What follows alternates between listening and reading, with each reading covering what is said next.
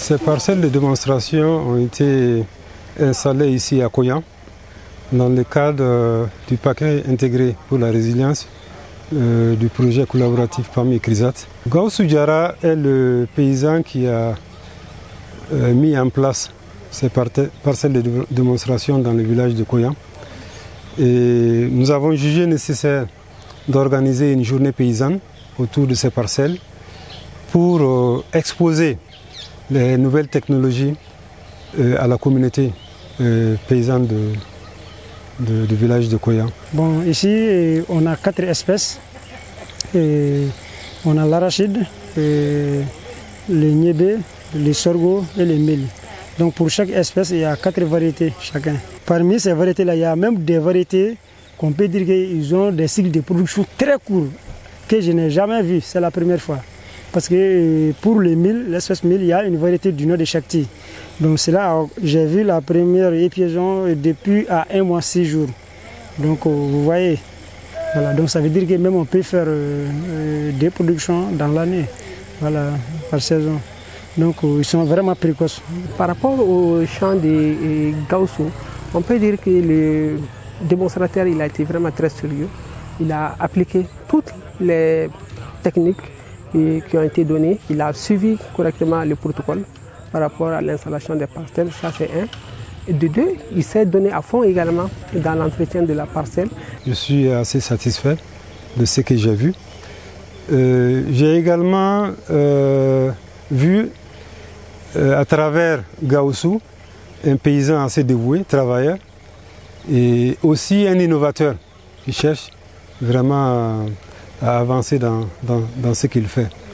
Mais aussi, j'ai été très satisfait de l'état des cultures, vu les dates de semis, vu l'arrêt précoce des pluies, mais malgré tout, toutes les variétés apportées, c'est-à-dire les nouvelles variétés, de sorgho, d'arachide, de mil et de niébé, ont pu boucler leur cycle et également donner des rendements assez acceptables. Et ce qu'on peut ajouter à ça, ils sont aussi tolérants à la sécheresse. Parce que jusqu'à présent, on est en novembre, mais même avec les niébés, ils continuent avec les feuilles vertes, d'autres même poussent jusqu'à présent des fleurs.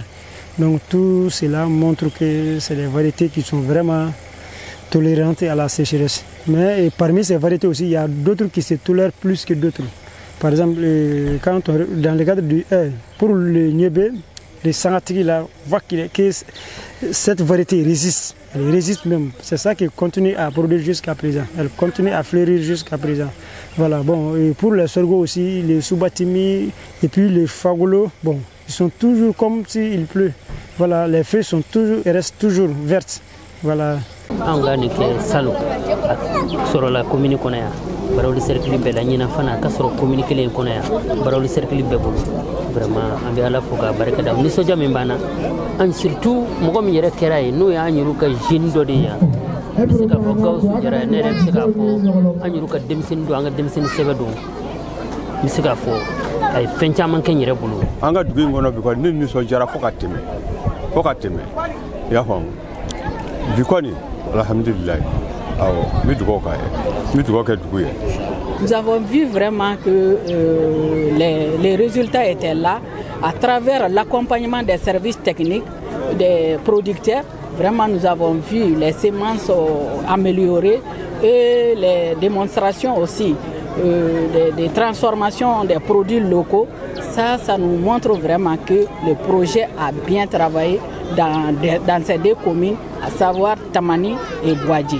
Cette année, tout comme l'année dernière, on a eu à prendre 19 villages de la commune de Nosombougou et 9 villages de Tamani, 11 de Bouadji.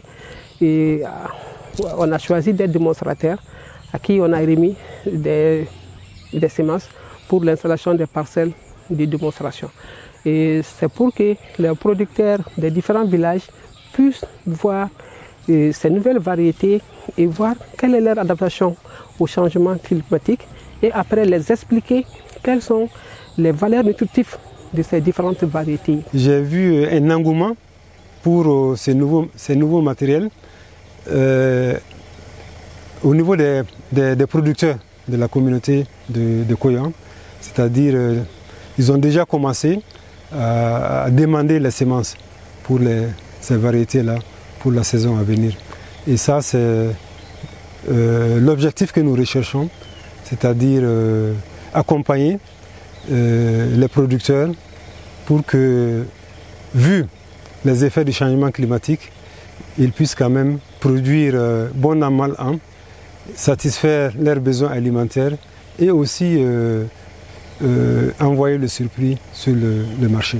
C'est vraiment une journée très riche pour nous parce qu'il y a eu beaucoup d'échanges entre les producteurs, les chercheurs qui étaient là, les autres partenaires de vulgarisation, que ce soit les secteurs d'agriculture, que ce soit les autres ONG partenaires du PAM comme GForce et autres, qui étaient tous représentés. Notre objectif est que l'agriculture doit être comprise.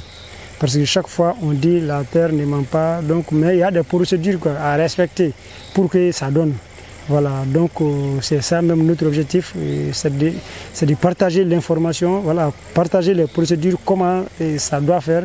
Voilà, c'est ça même l'objectif. Et c'est ce que nous sommes en train de faire.